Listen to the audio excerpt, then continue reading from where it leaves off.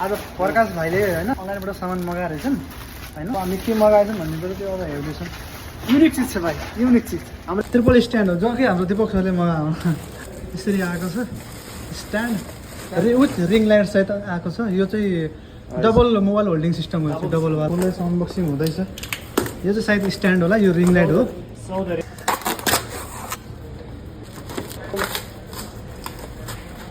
अझै आउँछ त्यो हाइट चाहिँ यति नै रहेछ होइन त्यो सिस्टम रहेछ अनि रिङ लाइट यहाँ छ त्यो मोबाइल होल्डिङ एडप्टर जस्तै हो यो अलिकति हेरेर जोइन गर्नुपर्छ यो पछि रुममा गएर गराउनु म यहाँ रुममा गर्नुपर्छ सो फाइनल्ली हामीले जोइन गरेर हामी देखाउँदैछौँ हामीले के भन्छ लाइट बन्द गरिदिएको छौँ रुममा अन्त साथीहरू रिङ लाइट भयो होइन यो मोबाइल होल्डिङ अनि एउटा तल